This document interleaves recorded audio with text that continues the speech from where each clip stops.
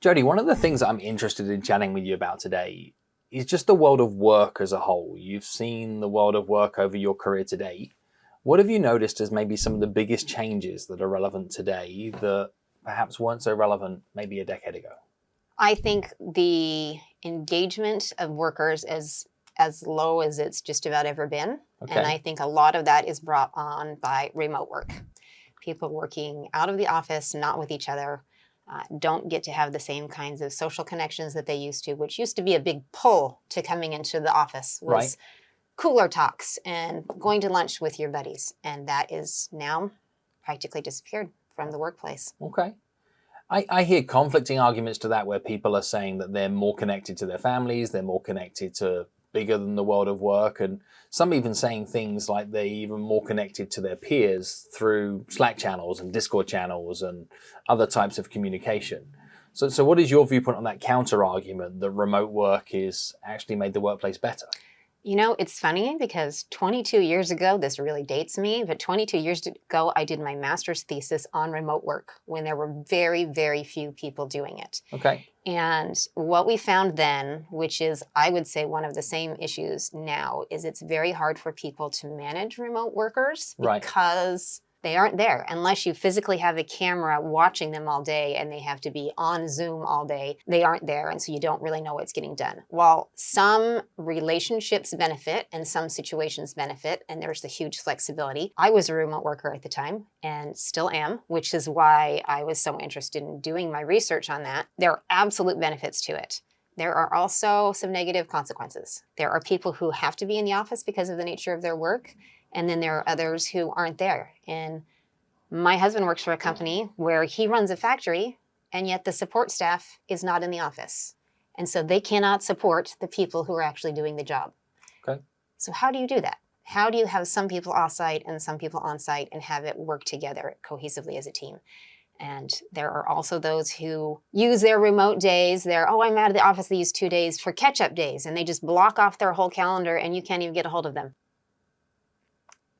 Who knows what they're doing? Maybe they're working really, really hard, and maybe they're having an extended weekend. And so it's a little hard to say. There are pluses and there are minuses. I think that there are going to be some companies who start to demand that their people come back into the office more, and others who shut down their facilities and send everyone home. Because depending on the nature of the work, how critical is that bringing everyone together, that innovation, those talks that happen spontaneously? If you need that to innovate, then you will want people more in the office. If people have individual things, you go home and do your accounting for your clients, I think there's not as much of a disconnect there. So how important is it that people can collaborate in the workplace? How important is it that that level of connection does exist? Well, how important is it that you innovate and you move forward and you continue to make changes as opposed to just doing things the way that they've been done? I guess the answer is it depends, right? Right. It depends. So what does it depend upon? When is it a good idea that people should be remote? When is it a good idea that people should be in person?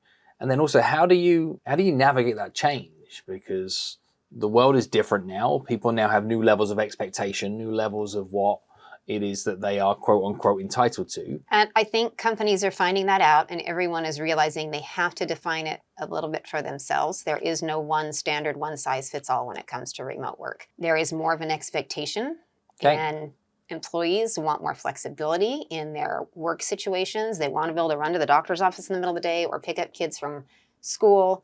But at the same time, there needs to be proof that the work is still getting done and that the right changes and innovation are still happening. Okay. So I don't think there's one answer. I think there's an answer. There's 100 million answers for every different situation. But companies need to be very thoughtful in the way that they plan it and saying, maybe we all need to be in the office for a certain number of days together and then go home and do your remote work so that you can get your things done and be there for your clients and get that kind of work done. But there are days we're going to need you to be together, because how can you get your heads together and work on a problem that sometimes you just need a whiteboard or to be there in the same room and map it all out?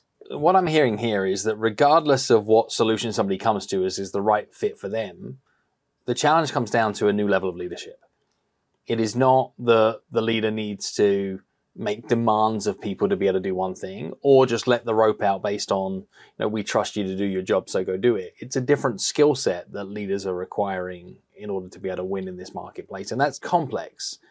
I love that you're saying leaders, though, because we all know that people leave managers, but they stay for leaders. Yep.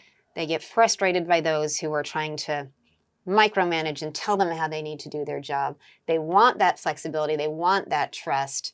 And they want someone that they truly believe in enough that they want to stick around and follow them. And there is a difference. And now more than ever, you can see where that difference comes to play. You got it. I'm really intrigued by this, though, because I think culturally speaking, there are many examples of what a great visionary leader looks like somebody that can paint out this poster of possibility for the future, and here's where we're going to the moon together, you're coming with me. And then there are examples of sort of disciplinarian styles of leadership, where it's like, this is what's happening, here's what's going on. Both those versions of leadership leave a giant leadership gap in the middle. There's like, how do we figure out the everyday leadership that comes from this either strong disciplinarian viewpoint or the strong visionary viewpoint?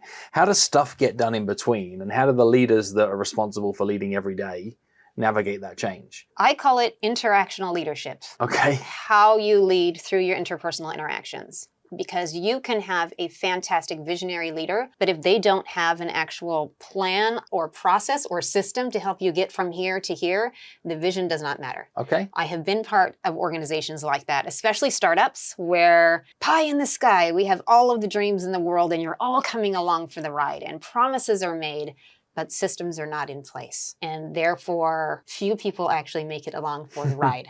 And so really, you need to have the vision, yes. Disciplinarian, of course, that's got to be a part of it because you have to hold people accountable. But I think the big gap in the middle is systems, processes, and then interactions. Okay. Because if you're missing some of the systems and processes, if things aren't quite right, but you have a leader who is truly invested in you, who actually cares, then you are more willing to stick with that leader to help them achieve the vision than if they're coming down on you and saying, you didn't get this done, you're not on time, we're putting you on a plan, an improvement plan, and if you don't improve within X period of days, you're gone. That, I think, needs to come. I know that it sometimes is needed. Yeah. It's sometimes needed. But I think if you work for someone who is actually invested in you, that makes all the difference. And you're willing to follow them to the pie in the sky. I think so. I think you're right in that we all want to follow somebody that we believe in. We want to follow something that we believe in. We want to be a part of something that's bigger than ourselves. I don't think that's ever going to change. But more than just following someone that you believe in, following someone who cares about you as a person. Okay, that's where we're getting to. So and not just say they care. It's not send you a birthday card. It's not like, hey, something good happened today, here's a little financial incentive, or you can go home early. It's genuine care. My car insurance salesman sends me a Christmas card and a birthday card every year, even though he hasn't spoken to me since the day that we signed up. It's terrible. I'm on a mission to stop this. I was doing a consultancy piece of work with a big lender recently, and we have vetoed birthday email communications from a mortgage lender because nobody cares. It's also the worst day to communicate. It doesn't mean you actually care about them. In fact, it means almost the opposite, because if the only time that you hear from them are the days that they have pre-programmed into their computer to have an auto email sent out, it shows the opposite. I remember a tragedy in my life where for one birthday, I really cared about this dolphin sanctuary piece that was showing up, and I asked for one of my gifts whether what could happen is like I could sponsor the dolphin sanctuary, etc. And then what happened is I got a birthday card on my birthday from the dolphin. Oh. But it wasn't from the dolphin, was it? It was from the company, and there was this like flipper print that was printed, and my birthday card was the same as everybody else's birthday card. It didn't look any different to anybody else's, and you've just made me realize of the number of times where people have pretended to care that actually has an adversarial impact, that you'd have been better to do nothing. From the company's perspective, yes. But then you think about all of the people who donated to the dolphin sanctuary on behalf of you for your birthday. And that's why you got the Sure, card. just don't send the card, or change the message, or Right. change the interaction, Right. which is the point I think you're getting to, right? Because you're not the first person to say you need systems and you need processes. Like, we've been told this forever, and we have SOPs and software tools, and we have, playbooks and methodology and, values and all of these tools that we have inside of our business that fall into the systems and processes point of view. But we've just realized there, it wasn't the purpose. No. It wasn't what they meant to do. It was the quality of the interaction that resulted in this either being a good outcome or a bad outcome. And the companies that are successful now create positive experiences for the people to have. Yes. Why do they become raving fans of an individual or of a company? It's because they create an experience. They turn whatever their business is and they create that into a positive experience for the person. Okay. Which means every interaction they have, whether it is technologically moderated or whether it's calling on the phone or whether it's actually one-on-one, I'm going into Foot Locker to buy the shoes, you have to have a good interaction with that person for them to have that overall positive experience. But how do you lead to this interaction when there are so many interactions that happen? I mean, we have multiple inboxes, whether it's your social media, your email, your text, your missed calls, your Slack, your Zoom meetings, your in-person meetings, your Discord channels. The biggest challenge that we have is there are so many ways to communicate right now, and yet it's so easy to miss communications because you weren't looking at the right channel at the right time. So it's sitting in an inbox here and you didn't see it because it didn't get in one of these inboxes. I think that is the biggest challenge. And I want to create an app one day that monitors all of the communications you're having with an individual across all of your platforms and puts them in one place so they don't get lost for that exact reason. But why? Why do we want to put them all in one place? Aren't they beneficial in the different modalities that allow us to be able to communicate in different ways? Absolutely. Each one has their place. And I love to read when someone says, oh, I was so inspired by your YouTube video, Jodi. I loved this one. It was fantastic. And I don't put the same content across all of my channels. So the fact that they're commenting there means something different than if they're sending me an email or if they're commenting on a LinkedIn post. Right. So yes, you need it, but you do need to have a process to at least track it so that you can make sure that you're not losing things. And that's hard or costly, one or the other. Either you have to have the people to do it or you have to have a process and a system to do it. Or it's both, right? I don't deny that interactions matter. I mean, I wrote a book called Exactly What to Say. We teach people the worst time to think about the thing you're going to say is in the moment when you're saying it. Yet the moments are so plentiful and they are cross-pollinated with devices. They are cross-pollinated with like an army of different priorities. Because I could even look over the last hour and the number of interactions that I've had to have here, and we are in between events. You're here, we've got a production team here, I've got an interaction that's happening with family via text. We're getting prepared for the holiday season that there's yeah-buts and involvements in, etc. Is that I could very easily be cold in an interaction unintentionally. Yes. What is the cost of that? Oh, what is the cost of that? I love that question. And I think the cost is your reputation. Okay.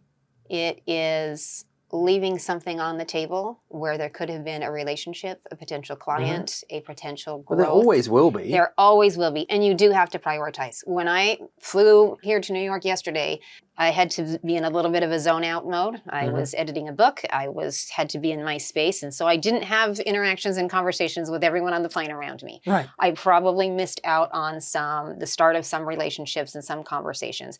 And you do have to pick and choose according to all of the things that are important to you, all your priorities, your physical health, what your work priorities are, what's going on with your family. You have to put all of the things in the right priority first and then say, you know what, I'm not even going to get done with this day until 10 o'clock. It's not realistic for me to check every single message that I got and reply tonight, using your example. Right. You can't always do that.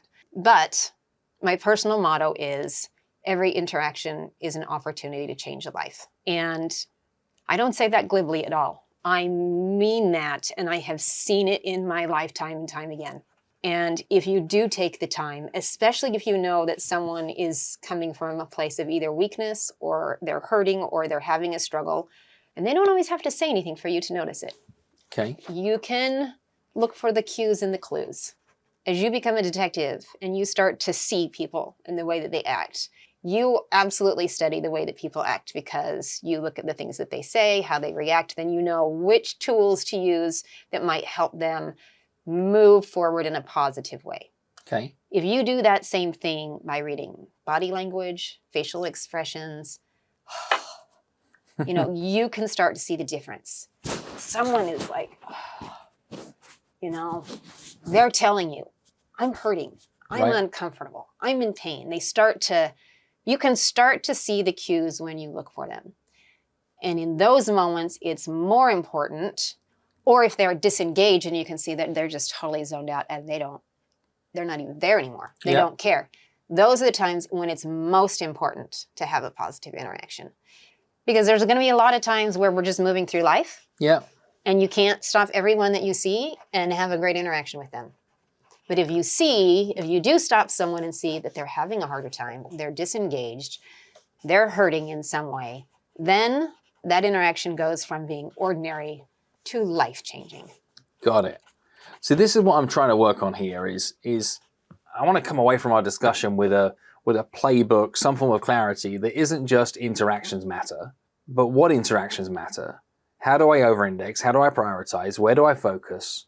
What should I be looking at? Because the risk here is, as a leader, is we just add another to-do to our already heavy pile of to-dos and then feel like a failure and then catalyze that failure feeling out towards our teams because it's just holding too much back. I would challenge you and say it's not a to-do, it's a to-be. Okay. It's not what do I need to add to do to my list. It's not that I have to stop every employee that I see and do this intentionally. It's that you have to be the kind of person that they know cares, that they know can be honest with you, and that they can have permission to have those bad days and let you see it and be a little bit vulnerable, which means you as a leader have to do the same thing, which is most leaders don't like to do because they feel like they have to be in the position of authority and expert all of the time. But the reality is when you have that little bit of give and take and you can show that vulnerability, then they come to trust you more and then you can come to trust them more. Okay. And it's a team effort. There's something that I teach a lot around email marketing and communication, how to make more of those interactions matter. And I'm curious to get your take on how this might apply to the interactions that we have as a leader. And before I invite anybody to write anything from email copy point of view, I have them answer 4 questions. 1 is, who are you? 2 is, who are they? Then it's, who are you to them? And who are they to you? And if you get clarity on those 4 questions, it becomes a lot easier to interact. Yes. In email communication. Does that play out to all leadership interactions? Am I missing a point? Can Absolutely. I use something here? Use that. And so what I say when people say, what do you do, Jodi? I help organizations establish and create better relationships with their highest value people, whether that is their employees, whether that's their high value clients, whether that's their patients. Like, who is it that you value the most in what you do? Mm-hmm. Yes, you need to value all relationships, but you really need to put the emphasis on those that matter the most. And a lot of companies say, oh, well, it's our clients, it's our customers, it's the people who buy our products. And they ignore what's happening on the other side of their employees. And then they have high turnover and they have all kinds of problems internally.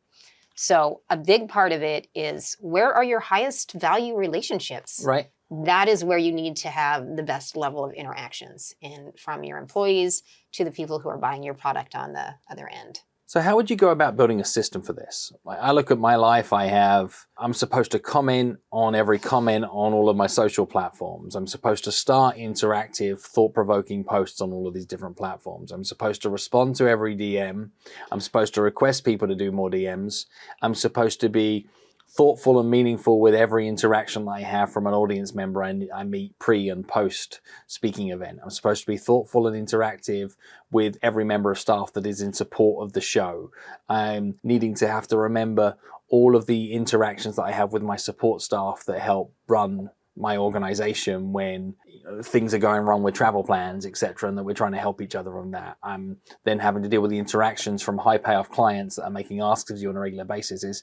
I get this in theory. Where I'm struggling is if your capacity of interaction is more than 100, So as in you've got 100 moments of interaction that you have capacity for, but what's being asked of you is to interact 10,000 times. How do you choose which 100 to show up for? Or how do you choose to be able to bring a different caliber of competence towards different areas when you're in overflow? I think that's a great question. And I would say part of that is that if you do behave as an interactional leader, that is also something that you model. And then you model that for your people and say, here are the things that are most important to us.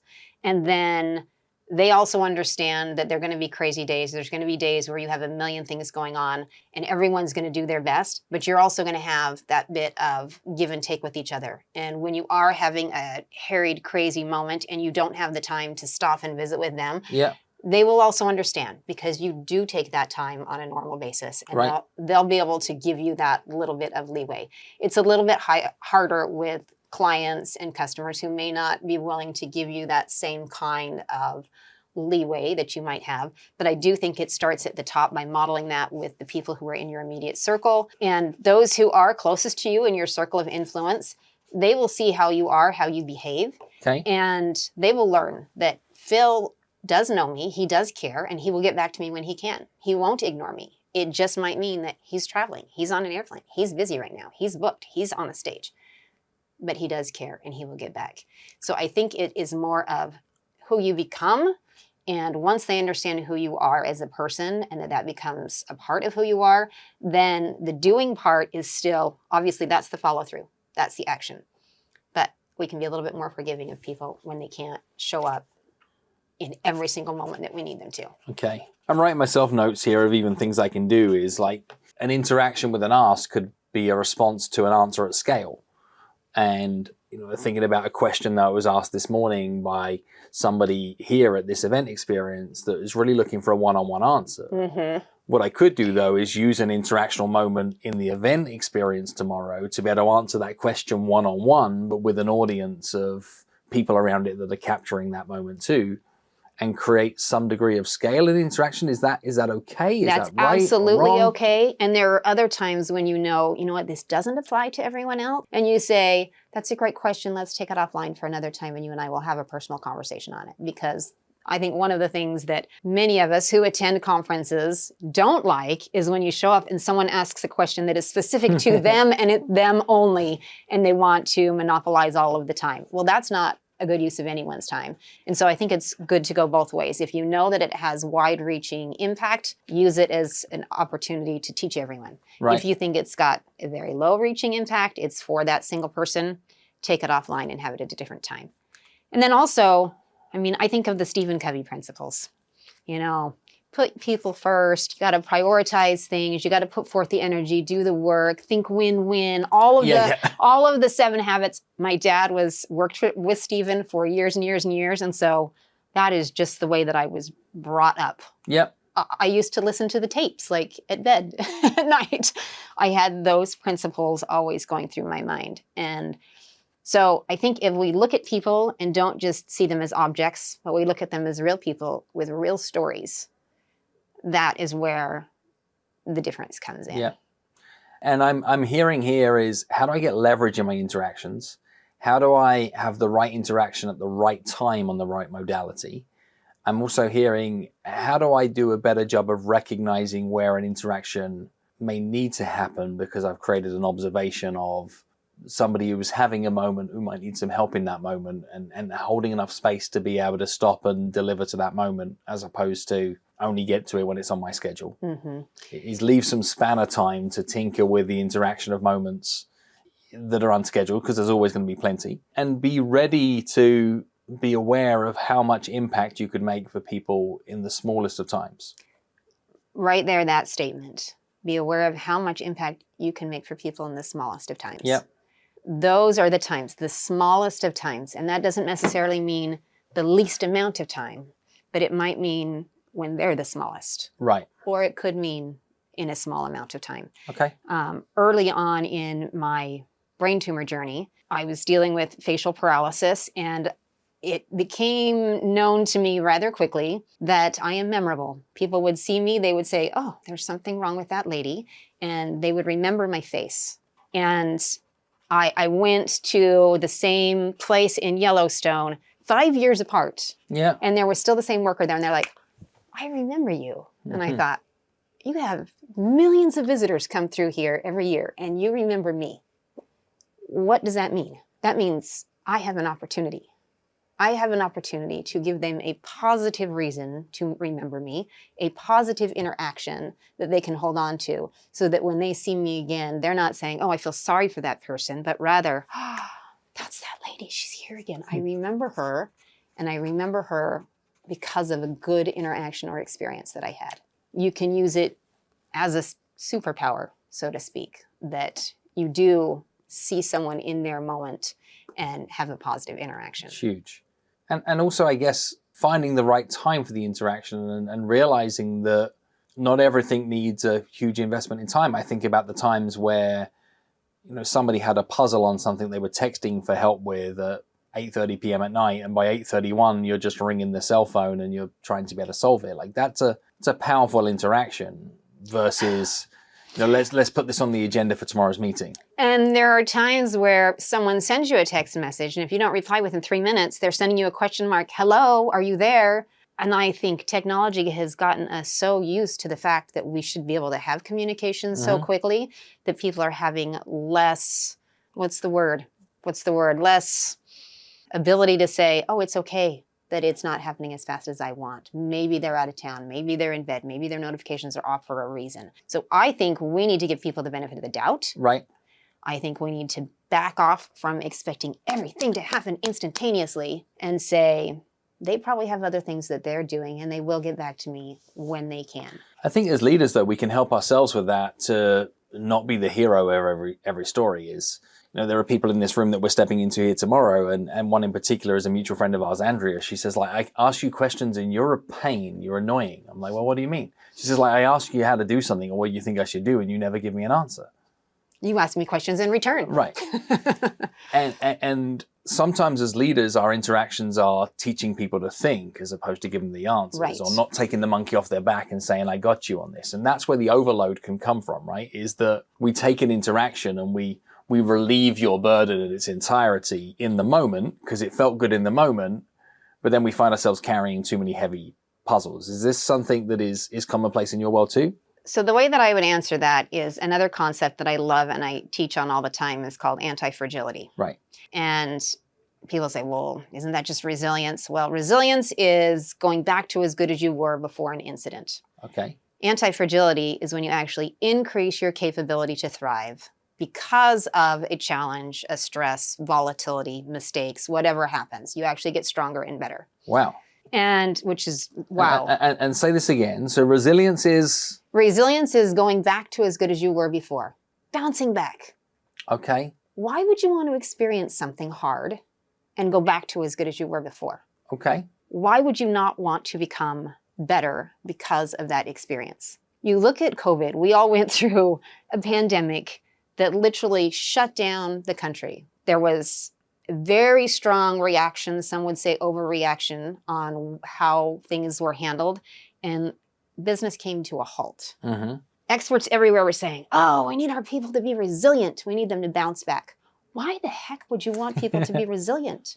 Wouldn't you want them to grow better and have more strengths and have learned something from that experience rather than just going back to business as usual?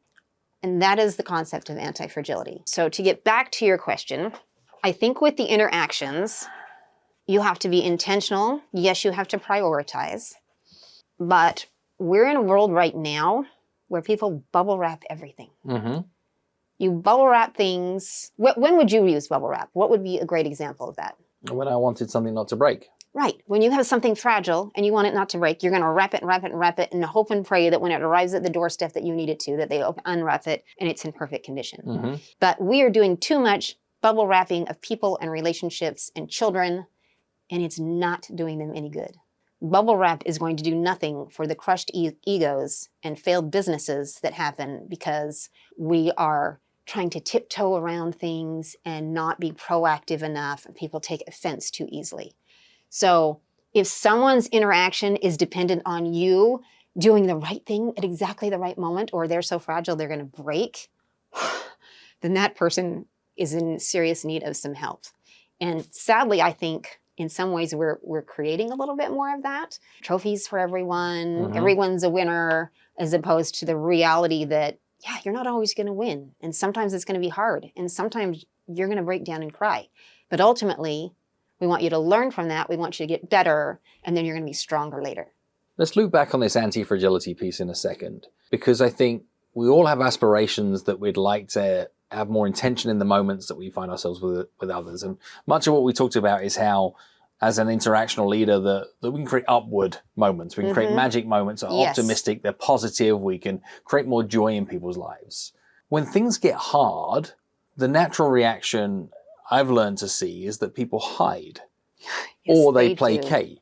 And I know, like, I hide a lot when I feel like I'm in overwhelm or overload. So even quite literally a speaking event, if I'm all peopled out, I'm quite happy to go to the bathroom even though I don't need to go to the bathroom, and just shut that bathroom cubicle door and be like, let's admit, for speakers, that's one of the only places you can go and hide. Right. I need to take a moment. I don't want to go to my room. I don't want to go all the way back, but I need to not people for a second, because you're aware you're on stage the whole time. And then same as in travel, like if I'm in an airport coming back from an event and it's the morning after, like I'm into new interactional moment, and I'm in a hoodie at 6 a.m. and I've got a baseball cap on and I've got my hood up, and I'm not fit for interactions at the standard that I would normally set for myself as to how to interact with my reputation. And therefore my default is like, how do I hide? So that people don't know it's me and they don't have that level of expectation. Well, so I don't have to interact. And like, I'll do it in a taxi cab, or I'll do it like in a car service. It's like, I want to talk to nobody sometimes. I'm clearly leaving a lot on the table as a result of which, but sometimes that's the only way I can recharge. And I'm wrestling with this thought. That's where the adage of you have to put your mask on yourself before you can put the mask on the people around you. Okay. That's where that comes in. You have to have the times where you're protecting yourself, you're giving yourself that TLC, where you're saying, I just have to have time away to rebuild myself. And then as soon as I'm able, then I'll grab that mask and put it on the person next to me. And then I'll, put down my book and say, so tell me about your day today. And you'll have an interaction with your Uber driver. Yeah. Where other times it's perfectly acceptable to just like focus in, and you need to have those, you need to have that time. And if we don't take that time for ourselves, then all of our interactions are going to suffer. So it's better that you take time to reset, sharpen the saw, as Stephen Covey would say. You have to have that time, or else everything that you're cutting is just going to be a mess. I have a phrase that I use inside my marriage at home, where if I've had a busy period of time, I say I've used all my words today. And that creates code for, like, I'm open to listen to anything and everything. I have no desire to make any decisions whatsoever. And I'm probably not going to have the bandwidth or capacity to be able to share more about anything, because it's being too full on, too intense. And I've learned that, like, having code can sometimes create more meaningful interactions, is that you can add brevity that means you don't have to explain yourself when things are challenging. Absolutely. And at my house, my husband has a bit of a commute before he gets home. And he is very, very good to think and process his day as he's driving. And then when he shows up at home, he announces himself, hello, where's everyone? And you say, how was your day? He said, had a great day. He always has a great day. It was a fantastic day. And if you ask for more details, he might pause and say something like, I'm not ready to talk about that yet, but what are we doing for the rest of the evening? What's on our agenda? And that is signal for me, like, okay, there was more that happened than he's letting on. Right. But there's no more words for that at the moment. Okay. And so we have similar signals. And other times, if it's coming from my perspective and I want to tell him about a situation, he's an engineer and male, so his normal thought process is jump into the fixing mode. Like, here's a problem, I'm going to fix it. And so we have to frame the conversation before it even starts. Otherwise, as soon as I start saying anything, he's thinking, how do we solve this problem? How do I solve it? So sometimes I just have to say, I want to tell you what has already happened today. Yeah. Nothing needs to be done about it, but let me tell you what happened. It was either a great experience, it was a frustrating experience, but let me communicate it with you in this way. So you can just sit back and relax. There's no pressure on you to solve this or fix anything. And even putting that little context, that little piece of line before anything else comes out can set the stage for the kind of conversation we're going to have. Yeah, it just creates a frame. It allows it to be more accepted. Now we lowered the stakes of what good looks like, and it makes it okay for us to get back around to this later. Yes, exactly. Okay. Interactions are sometimes bad news. We have to manage the performance of others. We need to manage complex scenarios. Our starter conversation today sometimes said that this is at distance. This is sometimes getting people together in the office. As leaders, we're not always the good news messenger. True. And we also we're lucky to have employees, they're not lucky to have jobs. We have retention issues. We want people to feel happy in the workplace. They need to be fully seen and fully heard. We have to be able to give consideration to any version or reason as to why somebody might be thinking or feeling the way that they're feeling. And the olden days of simply being able to say, just do this because this is your job or you're going to get fired, etc. Like all that's game over. It's not okay. And this means that the complexity of both energy and skill that's required to navigate complex interactions when people are underperforming is not necessarily highlighted at the level that is needed to be highlighted at today. And the result is that we find ourselves in lots of lazy language. So people will either lean on somebody else's communication and say this is just how it needs to be, or they'll dance around it and make excuses for somebody's underperformance or bad behavior in place of actually addressing it within themselves. And for fear of the fragility of people is that we don't create anti-fragile employees or anti-fragile managers or anti-fragile leaders because we're actually fragile ourselves. Is this something that you see too? Is this something that is worthy of work? Absolutely. And I think the way that you address it through your speech is one of the most important things. And one of the things that you can do, of course, is set that framework.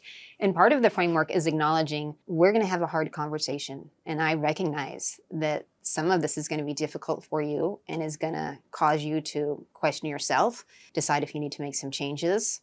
You're going to have to take some time to think carefully about these words. Mm-hmm. And I want to let you know right up front, I understand that. I appreciate it. And I want to have an honest conversation back and forth. And then delivering whatever said piece of news is. The worst thing that you can do is blurt something out without thinking about the fact that this is a person. Okay. Like, oh, this is just one of the tasks on my list. And if it becomes a to-do on your task list, and you think, I just have to have this conversation, I just have to get it over with, that's when you know you need a mindset change. Okay. Because how you do your job matters. You can do your job and deliver the same piece of information in multiple different ways, but the impact it has on the person is going to be vastly different according to how that conversation went. And I will give you one example. There are thousands. You could give me many as well. But when I was getting diagnosed with a brain tumor, we were trying to figure out what to do. A neurosurgeon who in my mind is, the savior, like here's the person who could save my life. And I am looking to this person to come in and swoop in and be the hero for me.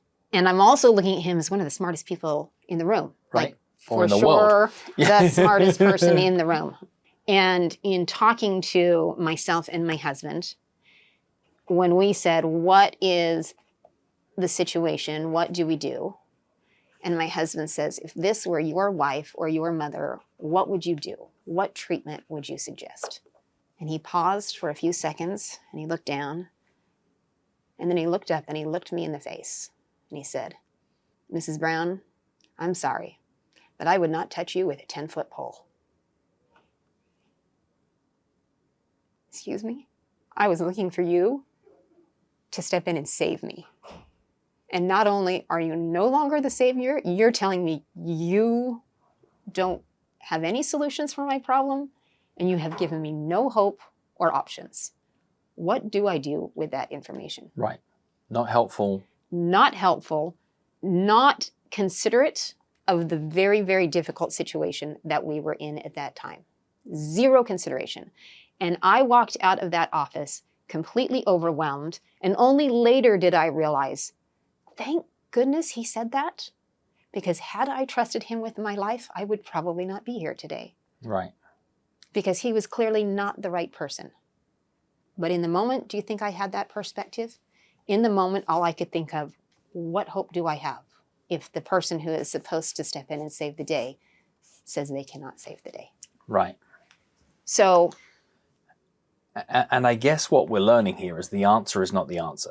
Correct. If you're looking to create change, is how you package your information is the way that the change is going to be created. Because what he was really saying is, I'm at the end of my capabilities. I don't have any more resource at this given point in time. And he also didn't have the skill to be able to actually gain that information. To say that, instead of saying, I'm going to pass your case on to my colleagues who handle difficult situations, right. He's saying, whoa, this is way beyond what I can do. And also made it about him. Made it about him instead of considering that it was really about us. Correct. In that moment. And something that's bigger and broader and wider, and taking responsibility for the wider environment. But what was interesting though is that you had the interaction that got you the information that was needed, because what you did is you built a meaningful frame that said, actually, if I take this away from here and I bring a third person into the conversation, i.e. that this is you having to support somebody you care about most in the world, how would you advise or interact with that person?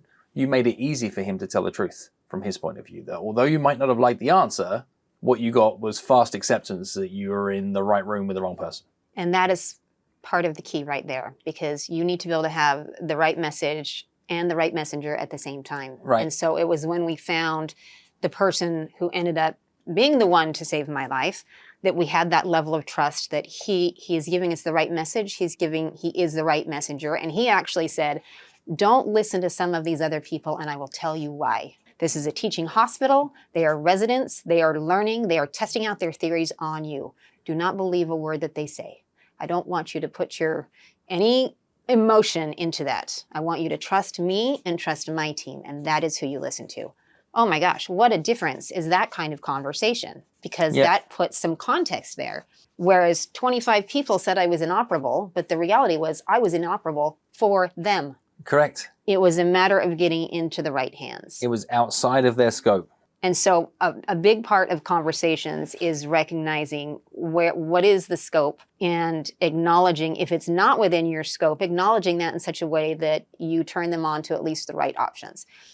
Creating the context for the conversation is huge. You can have any kind of interaction, whether positive or negative, and still hold people accountable, still get the job done, and still leave people feeling good, even if you're asking them to change or holding them accountable for something that they haven't done. One thing I've loved through getting to know you and seeing you deliver your work out in the world is your ability to make it okay to talk about hard things, your ability to be able to invite people into some of your struggle, invite people into some of your challenge, and have people supporting you without feeling sorry for you. I don't want to.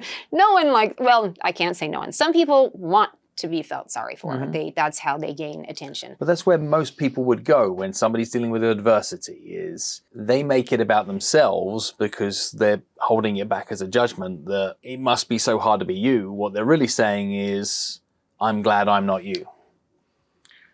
And there comes a point in time when you have conversations with people, when they ask questions, and I recognize that what they are doing is they are actually living my experience for themselves. Right.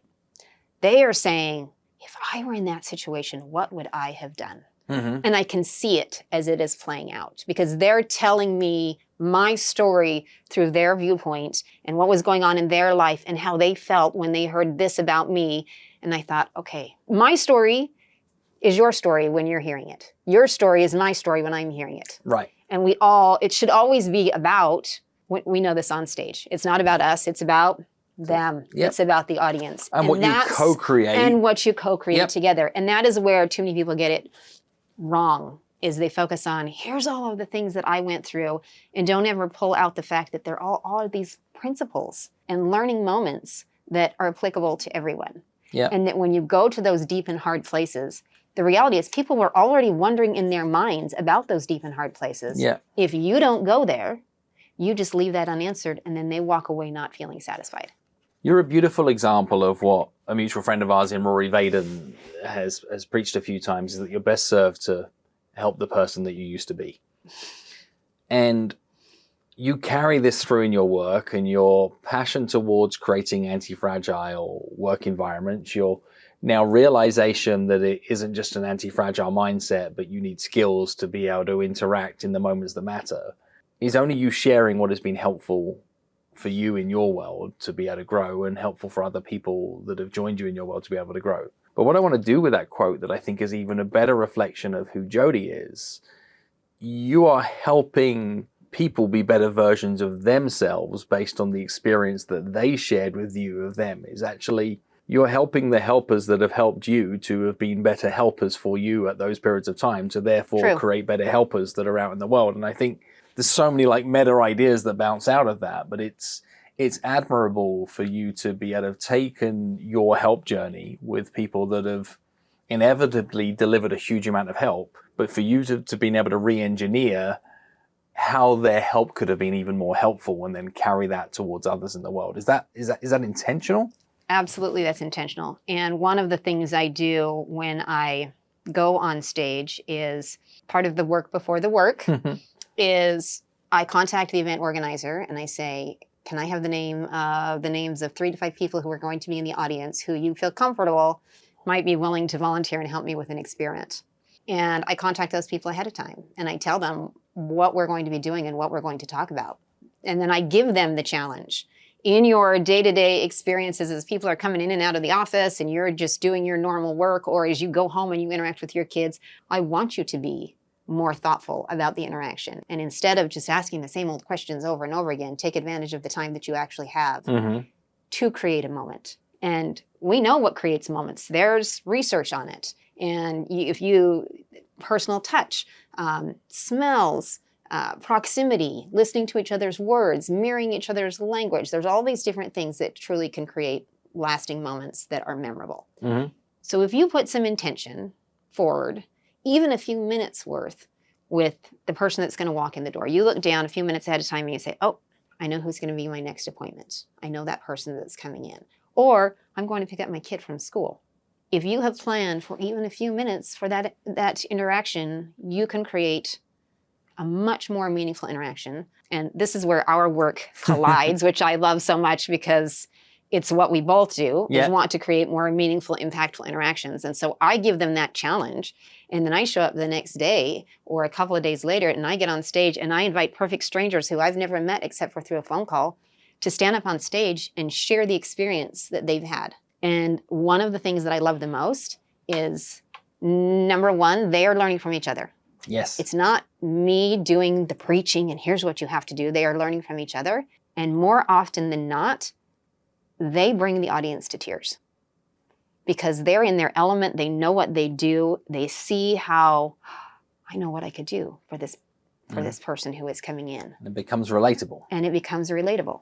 Okay. Whereas my experiences they can relate to a certain extent, and they can imagine it, and they can say, what if that were me? But when it's someone who is one of them, then here's the way I could do it. So they're teaching each other, they're having incredible experiences, and everyone in the room is growing from it. I've been listening to our conversation today, and what I've been trying to do is to try and create a model for how to have these tough conversations from an interaction point of view. If you had to be a more competent interactional leader, not just in isolating the moments, being more aware of who you need to be, not what just you need to do, but when it gets tough and you have to have a tough conversation with people, what are the steps you work through? And I want to test it on you to see if this model has any truth in it, if this is usable, if this is something you'd encourage other people to be able to run by. Okay. I have it as 7 steps here right now. And oh, wow. And I think it might be helpful. And step 1 is to shape the environment, is to make sure that you're having the right interaction in the right space, is that you're not trying to have a meaningful conversation about a challenge in your healthcare in the elevator. You're doing it in the room. You're not trying to talk to somebody about their underperformance in the workplace in the corner of the office when other people are in earshot. You're picking the right environment. Step 2 is you're then creating a frame. And you gave many examples of frames that you created in conversations where you're putting some boundaries up here that says the conversation or interaction we're going to have is going to live within these 4 walls that we're going to create. This is the frame. And then following the creation of that frame, 3rd step is that you're adding context. You're not going beyond the moment. You're just adding to that frame known information without subjective lacing on it. You're just saying, here's where we're at, here's what I currently know. You're then realizing that you don't know enough, and you're requesting more context from the other person to say, before we get to any judgment, we're holding space for the fact that I might not hold all the context. Then you're inviting some direction from the other person. Then you're making a suggestion or an addition to the direction that they've presented. And then you agree next steps without conclusion. So I can give you a 60 to 90 second example that is this exactly. All of us have things that we do outside of our normal work. One of the things that I have the lovely opportunity of doing is running my husband's family's side business where they own a bunch of properties. Right. I'm a landlord on the side. Inherited this job about 7 years ago. Didn't ask for it, but it turns out I was the only one who was actually treating it like a business instead of like a family project. So I inherited this lovely opportunity, and I have 24 properties that I run. Wow. On the side. And I showed up for a lease signing. By this point in time, I have already gone through all of the documentation. They've submitted all the background. They qualify. Everything is good. They are ready to get the keys. I brought the keys, and we are signing the paper that day, and we are so excited, and they're excited. Yeah. And we start going through everything. And they've already signed all of the pre-documentation. And at some point in time in the conversation, I reiterate in the lease, and this is a no animal facility. Yep. And, oh, well, I do have my dog. Just a tiny 300-pound Labrador. Exactly. Yeah. By this point in time, they've already filled out an application that clearly says at the top, this property is a no animals property. Do you have animals? Check yes or no. No, and signed their name to it. And I was put in the position of, okay, we are signing papers right now. They literally have a truck full of stuff ready to move in. Yeah. What do I do? And so first of all, I did step away for a minute and I said, give me a moment to think about how to handle this, because I didn't want to handle it in an inappropriate way. Yep. And then I came back and I said, here's where we are. You have already told me through these applications what the situation is. You checked the box and then you signed your name, which means the first interaction I ever had with you was a lie. How can I trust you going forward if the very first interaction I had with you was a lie?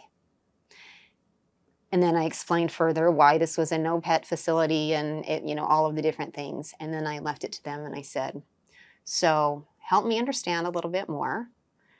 Why would you not tell me? And if you were me, what would you do? How would you handle this?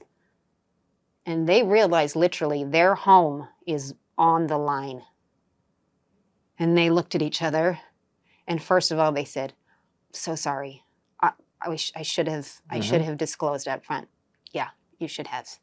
And then they came up with a solution. What if we pay you an additional $500 in deposit, an additional $100 in rent every single month? And then they set out all of the stipulations for themselves. Yep. And then at the end of it, and I said, and do you think you can hold to all of these things? I said, yes. And then I said, if you can do all of these things, I think we can reestablish trust. But if not, I'm not going to be able to trust you. And they said, and they were so desperate to earn that trust back that they laid out the solution. They came up with the solution, and then we all came to a conclusion. We signed the paperwork. They got the keys. And yes, I had to get new carpet afterwards. And we had to redo everything in the house. But they paid for it during the tenancy. They paid for it, and they were some of the best tenants I ever had because they were working so hard to reestablish the trust that they had lost. But you were brave enough to enter into an interaction, lead towards a mutually agreeable win-win-win, not jump straight to the conclusion of that's not allowed, you're out, not jump straight to the, well, like, I'll just turn a blind eye. You had the tough conversation, you interacted in a way that created a change that then meant that both parties came away not only with confidence and understanding, but also with an agreeable outcome that allowed everybody to be able to move forward. And you can't be afraid to have that kind of conversation. Too many people are dancing around trying not to say the hard things. But when you put that context out there along with the content and everyone's on the same page, then the answer becomes clearer for everyone. What I love about how this has all come full circle is well, that is an example of where you took responsibility to lead the interaction and resulted in creating an environment where that couple are now more likely to tell the truth more often. They're going to have their story based on this story that said, actually, you don't have to lie, you just need to find win-win scenarios. They've got new learned experience. They haven't reacted or been resilient. They've been anti-fragile in that environment and now have a new strength when stepping into negotiations moving forward and know how to operate on a new playing field. And I learned from that experience as well. And by the end of the 18 months that they were there, I got to the point where I thought I would recommend this couple to anyone because they're fantastic. Right. Because they were trying so hard to obey the rules. And you've reestablished your pet policy. And I reestablished. Right? it all changes, and you're accepting that there isn't right or wrong, there's gray, right. and that we are co-creating together an environment that has win, win, win, win, win. And that, to me, I think is anti-fragility. And that is where people are getting stronger in themselves and the environments around them. And it comes from understanding that you have to be ready for the interactions. You have to be skilled, and you have to have the mindset to be able to just be ready. You have to be ready. You can't run away from them, but you also need to be vulnerable and forgiving enough to realize that no one's perfect. Yeah. They're going to make mistakes. You're going to make mistakes. But if you can be a little bit forgiving about that and admit that, I think you can all come out better in the end. Jodi, we're going to have you back on the show again, and we're going to talk more about anti-fragility, talk more about how people can be more intentional about the interactions, find more examples of where this is relating to wherever the world is next time we're together. If people can't wait for the next time they're in conversation, want to learn more from you, they want to understand how you might be able to pour into their people and provide some of your methodology into their world, where should they come to find you? Where should they come to interact with you so that you can help them level up their If only there were just one place, right? Jodi at jodibrown.com is my email. jodi@jodibrown.com is my email. That's the one sure way that everything will get seen.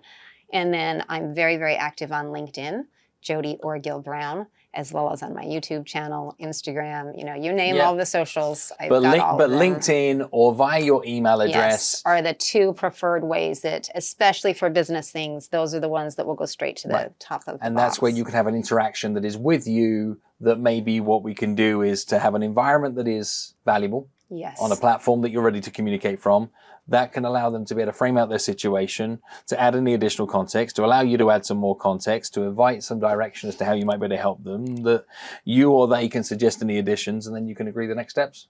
So that every interaction can be an opportunity to change your life. Thank you. Thank you. Thank you.